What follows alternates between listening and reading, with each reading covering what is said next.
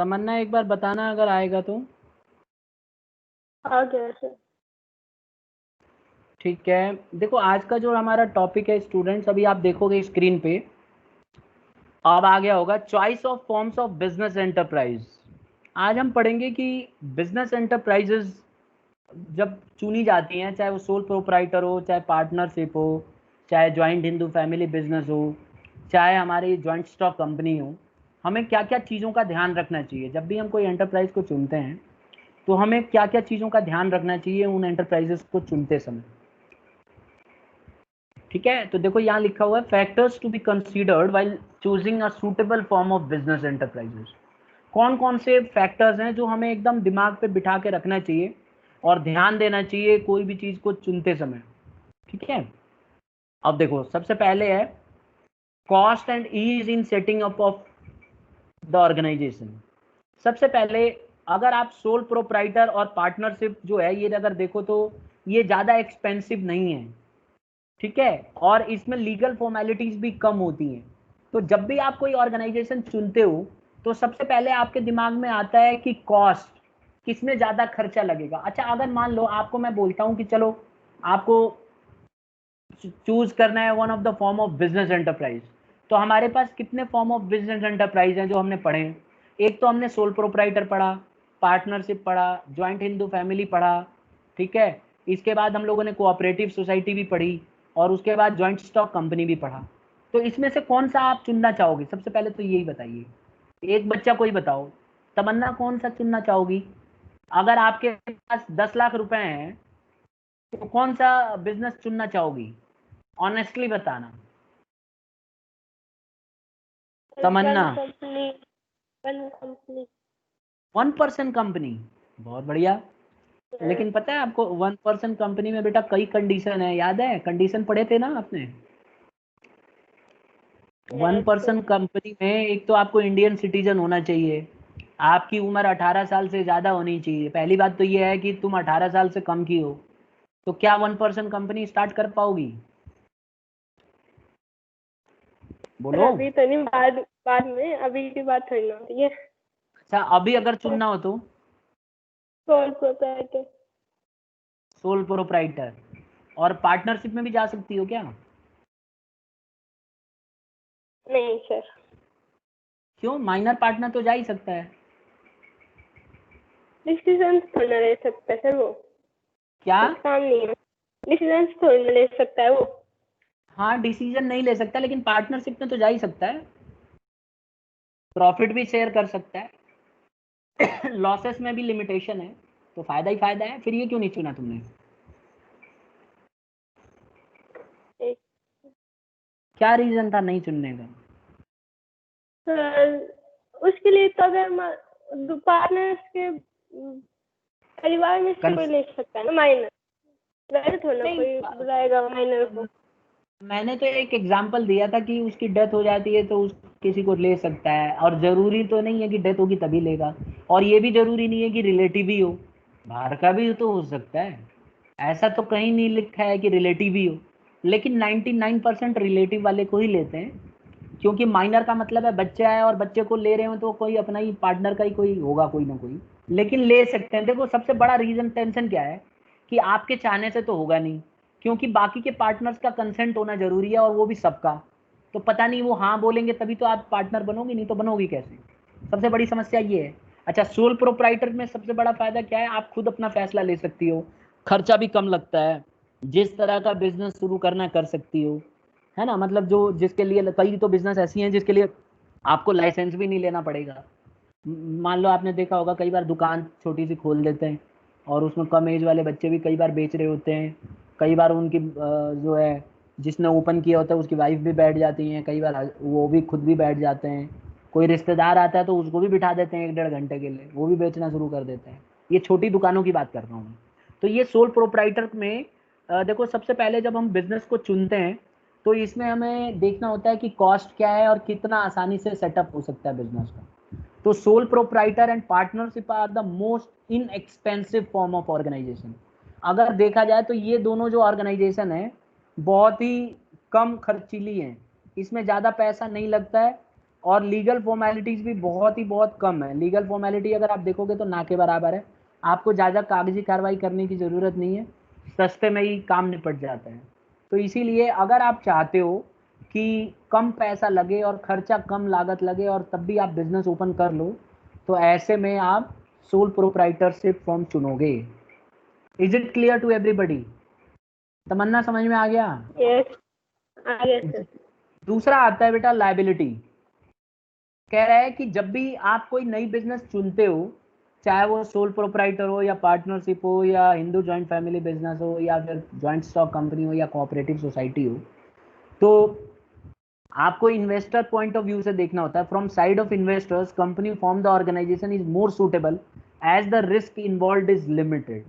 तो आपको देखना होता है कि किसमें कम लायबिलिटी है। अब आपको लायबिलिटी के पॉइंट ऑफ व्यू से भी सोचना पड़ेगा कि अगर मान लो आप सोल प्रोप्राइटर रख रहे हो तो आपके ऊपर सारी जिम्मेवारी है। अगर आप कोऑपरेटिव सोसाइटी रख रहे हो तो आपके ऊपर जितना आपका पैसा लगा हुआ है कोऑपरेटिव सोसाइटी में उतना ही डूबेगा। अगर आपने पार्टनरशिप कर रखा है तो आप अनलिमिटेड के लिए लायबिलिटी रहोगे। लेकिन ये मत भूलो कि दूसरे भी हाथ बटाएंगे, इन्वेस्टर भी रहेंगे आपके पास। और इसी तरह से जॉइंट हिंदू फैमिली बिजनेस में करतर मरेगा, बाकी जो है को पार्टनर्स तो बच जाएंगे। और इसी तरह से जॉइंट स्टॉक कंपनी में भी यही फायदा है कि आपका पैसा जितना आपने शेयर्स लगा रखे होंगे कंपनी में उतना ही डूबेगा, उसके अलावा आपका ज़्यादा नुकसान नहीं होगा। तो जब भी आप बिजनेस चुनते हो तो आपको लायबिलिटी का भी ध्यान में रखना होता है कि किस में ज़्यादा लायबिलिटी आएगी और किस में कम। अगर आपको चाहते हो कि कम लायबिलिटी रहे तो आपको सोल प्रोप्राइटर तो बहुत खतरनाक है, क्योंकि आपको फिर बहुत पैसा देना पड़ सकता है। अगर बिजनेस बंद हो गई तो आपको घर भी बेचना पड़ सकता है। ऐसे में भलाई तो कोऑपरेटिव सोसाइटी में ही जाने में है या फिर जॉइंट स्टॉक कंपनी में जाने में है। तो इस तरह से आपको डिपेंड करता है कि कौन सी सिचुएशन कौन से आपके लिए फेवरेबल है और कौन सी नहीं है। तो अगर आप लायबिलिटी के पॉइंट ऑफ व्यू से सोचते हो तो मेरे हिसाब से कोऑपरेटिव सोसाइटी ज़्यादा अच्छी है, और इसी तरह से जॉइंट स्टॉक कंपनी ज़्यादा बेटर है, क्योंकि इसमें रिस्क भी कम है और लिमिटेशन भी है, लायबिलिटी लिमिटेड होती है। किसी बच्चे को पूछना है?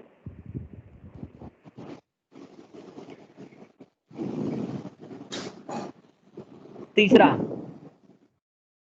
कंटिन्यूटी। देखिए, sole proprietorship and partnership business organisation lacks continuity.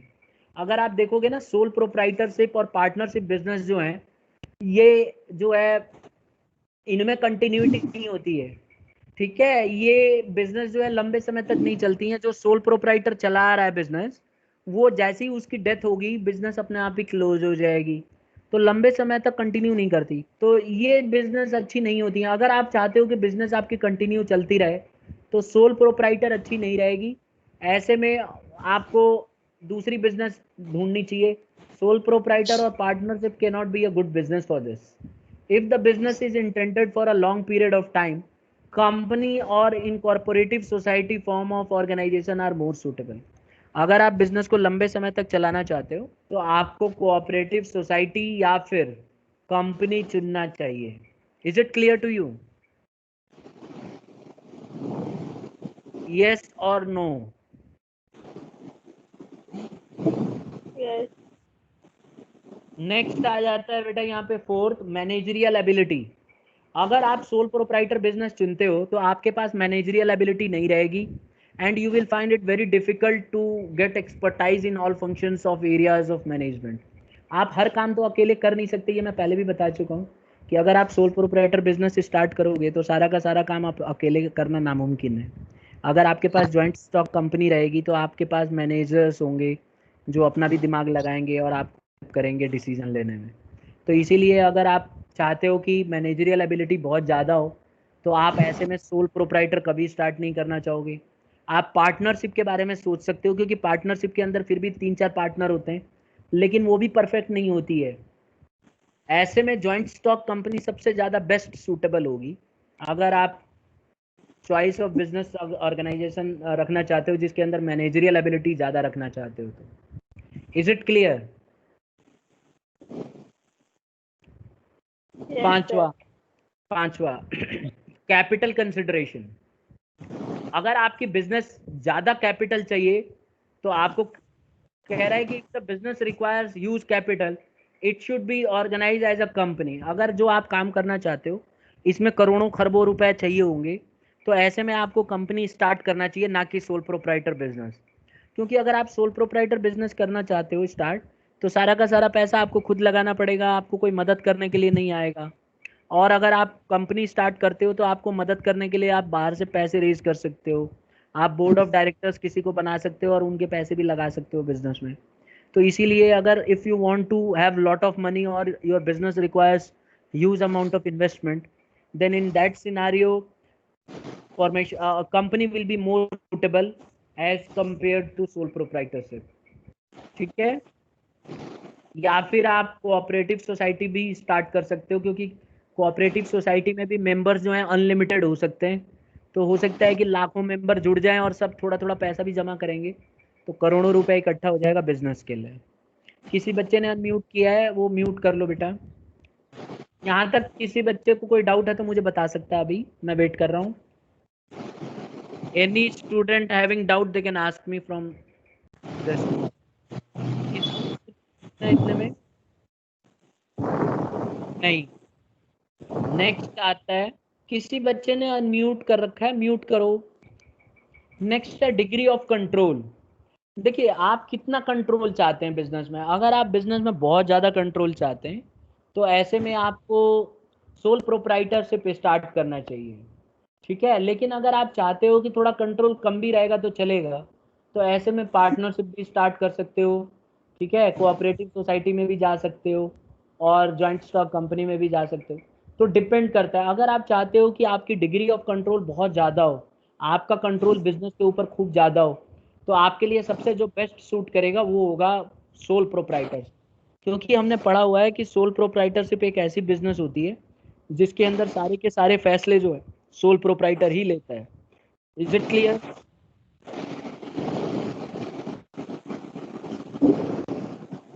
एक बच्चे ने अनम्यूट किया है, बेटा म्यूट करो। नेक्स्ट आता है nature of business. Nature of business में बताया गया है कि बिजनेस आप किस तरह की चाहते हो, लार्ज बिजनेस चाहते हो कि स्मॉल बिजनेस चाहते हो। For large business units where personal attention is not much required. अगर आप लार्ज बिजनेस चाहते हो तो यहाँ पे आपको पर्सनल अटेंशन ज़्यादा देने की ज़रूरत नहीं है, क्योंकि आपके साथ और भी मैनेजर्स होंगे, बोर्ड ऑफ डायरेक्टर्स होंगे। तो ऐसे में आप कंपनी चुन सकते हो, क्योंकि आपको ज़्यादा फोकस करने की ज़रूरत नहीं होगी। लेकिन अगर आप सोल प्रोप्राइटर स्टार्ट करते हो तो ऐसे में आपका सारा का सारा फोकस आपका खुद का होगा, आपकी मदद करने के लिए कोई नहीं आएगा और सारा ध्यान आपको खुद देना पड़ेगा। तो आप किस तरह की बिजनेस स्टार्ट करना चाहते हो? अगर आप चाहते हो कि सारा का सारा फोकस आपका हो तो आपको ऐसे में सोल प्रोप्राइटर स्टार्ट करना चाहिए, पार्टनरशिप भी स्टार्ट कर सकते हो। लेकिन अगर आप चाहते हो कि आपका कंट्रोल मतलब आपकी बिजनेस जो है उतना ज़्यादा आपका ध्यान ना रहे, तो ऐसे में कंपनी भी चुन सकते हो। दूसरी बात, अगर आप लार्ज बिजनेस चुनना चाहते हो तो ऐसे में आपको कंपनी चुनना चाहिए, कोऑपरेटिव सोसाइटी चुनना चाहिए। तो नेचर, अगर बिजनेस का नेचर है कि बहुत बड़ी है, ह्यूज है, तो for that situation you can not select sole proprietorship or partnership. For this, what you will have to select is you will have to select cooperatives. You will have to select company in that situation. यहाँ तक किसी को कोई doubt है तो बताइए। एक बार मैं किसी बच्चे ने अनम्यूट कर रखा है, मैं सही कर देता हूँ। किसी बच्चे ने अनम्यूट किया हुआ है, मैं एक बार सही कर देता हूँ और इसके बाद मैं फिर वो कर रहा हूँ।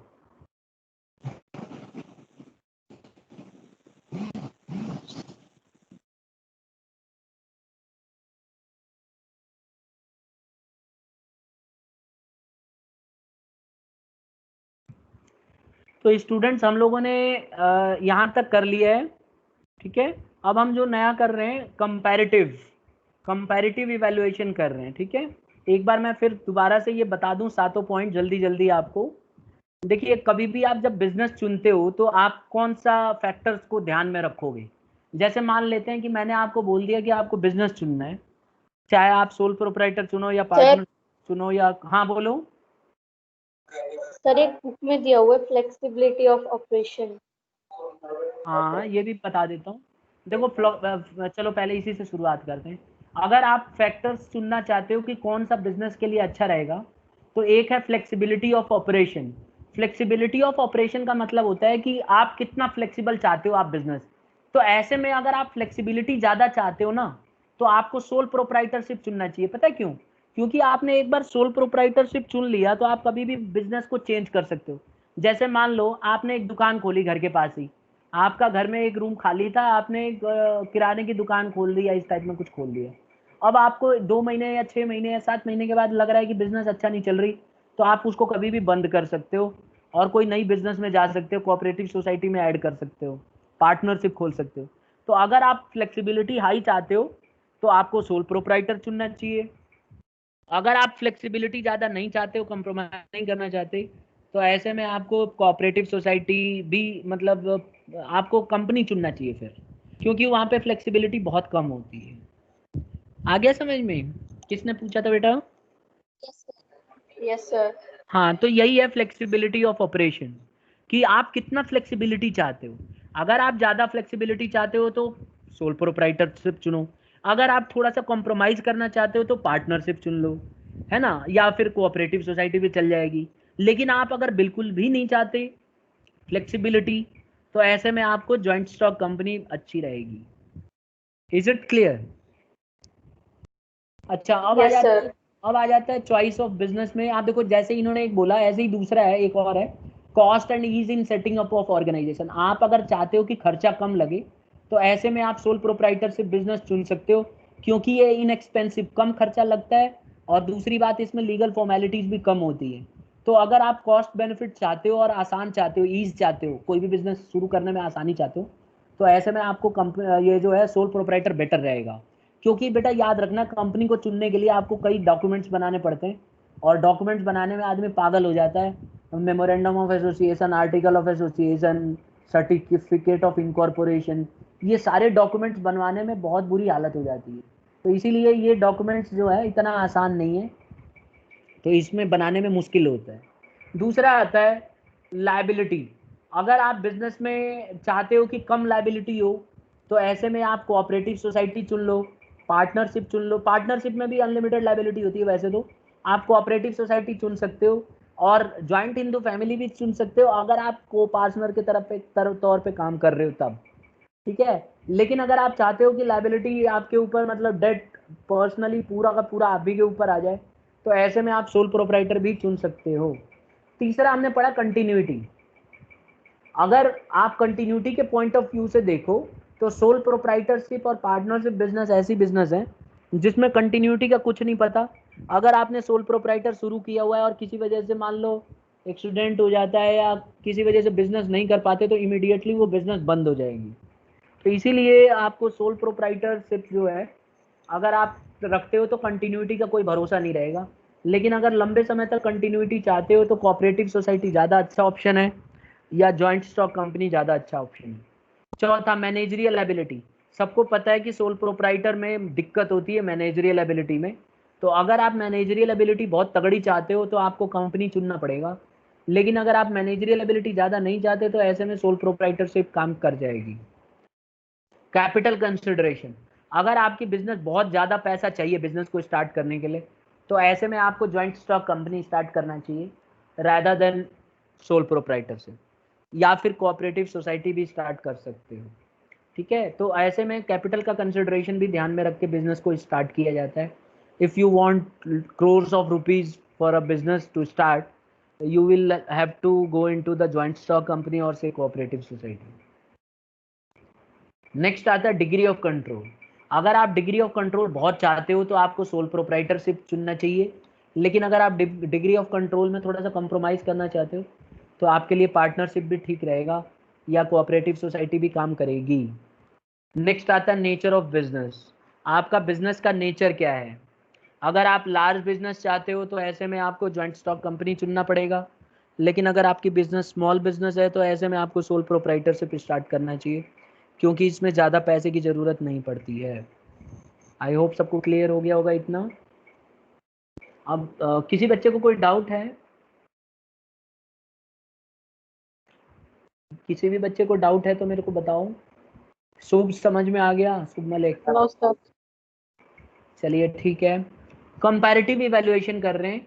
अब हमने जितना भी पढ़ा है इसको कंपेयर करेंगे। देखिए कौन हर तरह की बिजनेस को हम कंपेयर करने वाले हैं। सबसे पहले बेटा फॉर्मेशन, एक तरह से आपका पूरा टॉपिक रिवाइज हो जाएगा इससे। फॉर्मेशन देखो, सबसे पहले फॉर्मेशन में देखिए कि सोल प्रोप्राइटर को फॉर्म करना आसान है कि मुश्किल है? आंसर है आसान है, क्योंकि इसके लिए ज़्यादा डॉक्यूमेंट चाहिए नहीं होता है, आसानी से शुरू हो सकता है। अच्छा, अगर आप पार्टनरशिप स्टार्ट करना चाहते हो तो ये भी काफ़ी हद तक आसान है, क्योंकि इसको रजिस्ट्रेशन कराना इजी होता है, मर्जी भी होती है कई बार, तो आप चाहो तो रजिस्ट्रेशन कराओ या मत कराओ, कोई फ़र्क नहीं पड़ता। फिर आ जाते हैं ज्वाइंट हिंदू फैमिली बिजनेस में। ये भी आसान है बेटा, क्यों? क्योंकि इसके लिए ज़्यादा फॉर्मेलिटीज़ की ज़रूरत नहीं है, बस आपको हिंदू अनडिवाइडेड फैमिली में जन्म लेना है और काम खत्म। फिर आप ऑटोमेटिक बन जाओगे और इसमें ज़्यादा फॉर्मेलिटीज़ भी नहीं होती हैं। फिर आता है कोऑपरेटिव सोसाइटी। इसमें देखो थोड़ा मुश्किल है, थोड़ा मेहनत काम है।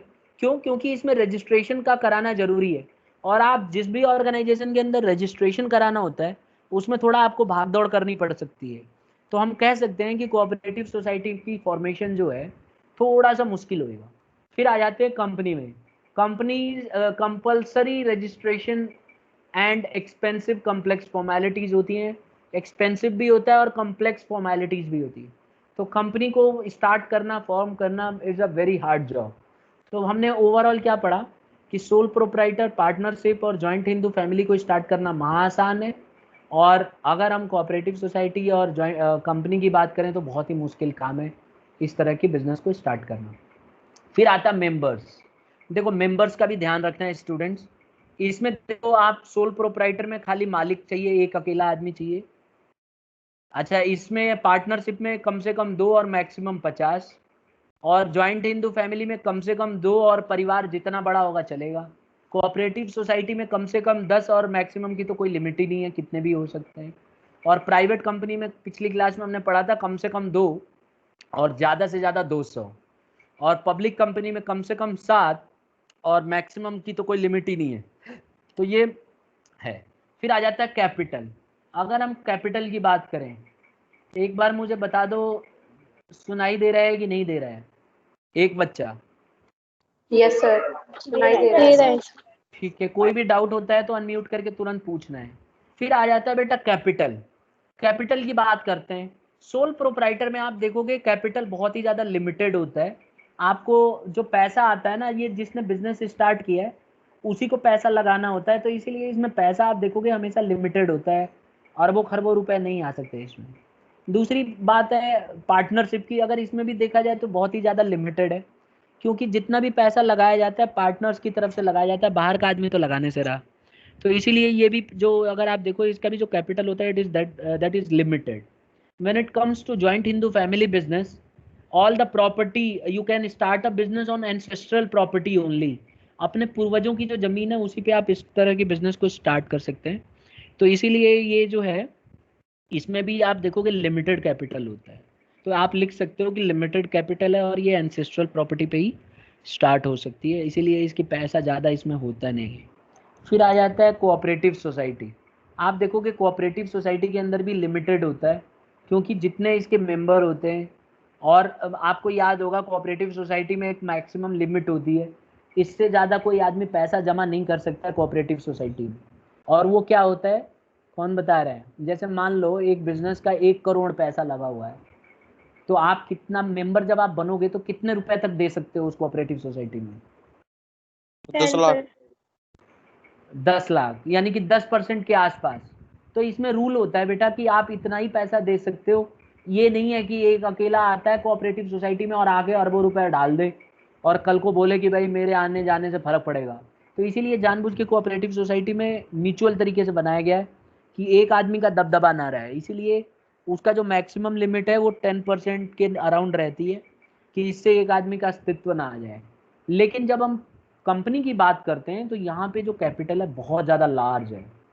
लार्ज क्यों है? क्योंकि इसमें बाहर के आदमी का भी पैसा लिया जा सकता है अगर पब्लिक कंपनी है, तो इसीलिए it is a large, it requires huge capital.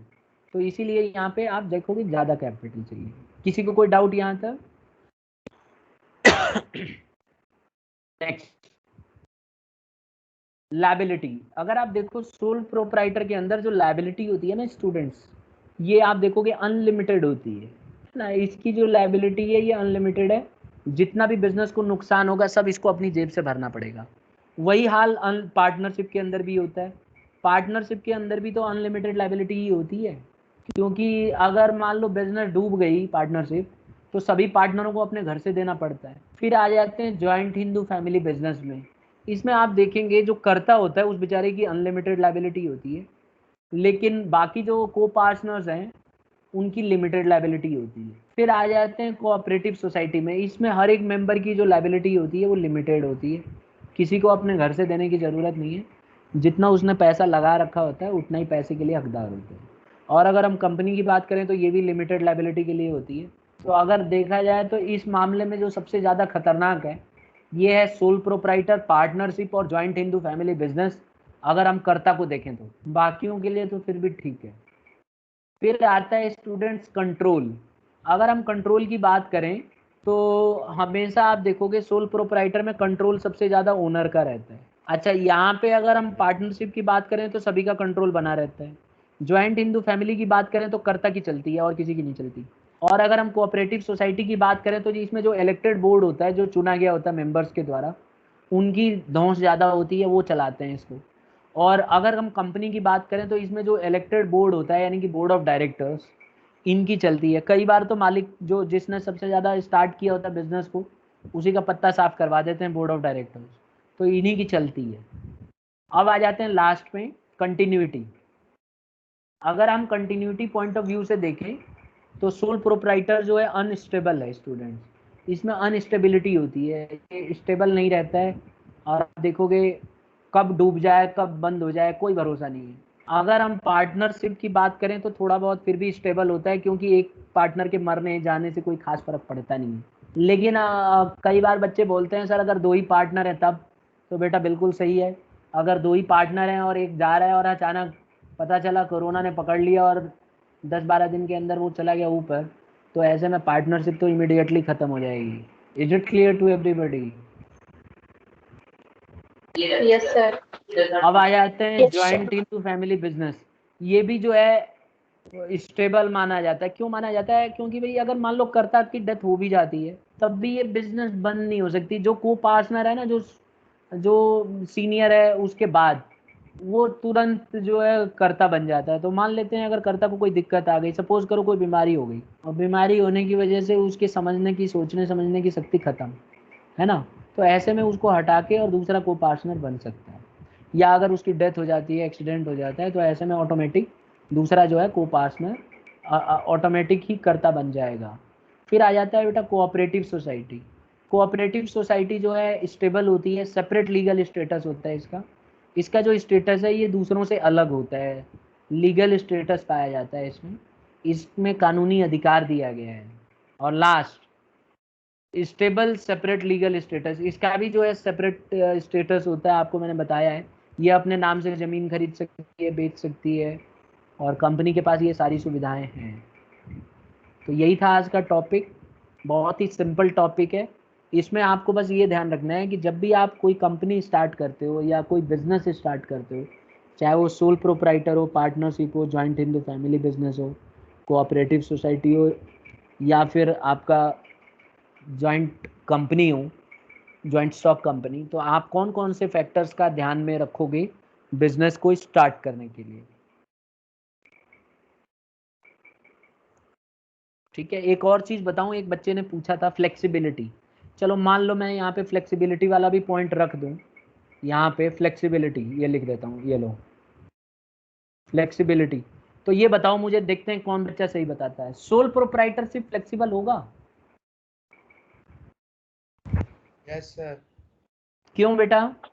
क्योंकि सर वो बाद में चेंज कर सकता है ना जब चाहे। पहले तो वो अनरजिस्टर्ड दुकान भी खोल ले और बाद में जब मन करे जब चेंज कर ले। ठीक है। अच्छा, और पार्टनरशिप के बारे में क्या राय है?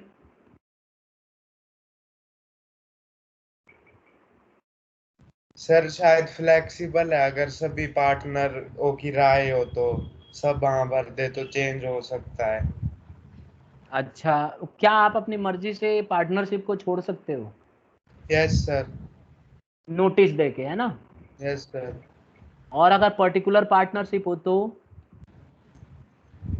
सर से तो भी सर शायद उसमें एग्रीमेंट में जो उस हिसाब से छोड़ सकते हैं। अच्छा, नोटिस देके छोड़ा जा सकता है और जो भी पार्टनरशिप डीड में कहा गया होगा उसके हिसाब से डिसीजन लिया जाएगा। तो काफ़ी हद तक इसमें भी फ्लेक्सिबिलिटी है। अच्छा, अगर हम जॉइंट हिंदू फैमिली बिजनेस की बात करें तो नहीं सर, इसमें नहीं है। दूसरे बच्चों का क्या व्यू है? किसी बच्चे को लग रहा है कि इसमें भी है? कोई बच्चा है जो जिसको लगता है कि सर ये भी फ्लेक्सिबल है? क्लास, कोई भी बच्चे को नहीं लग रहा है? सर हो सकता है सर flexible। हाँ, उसकी मर्जी कैसे तो बेटा? होती है बेटा लेना हो सकता है।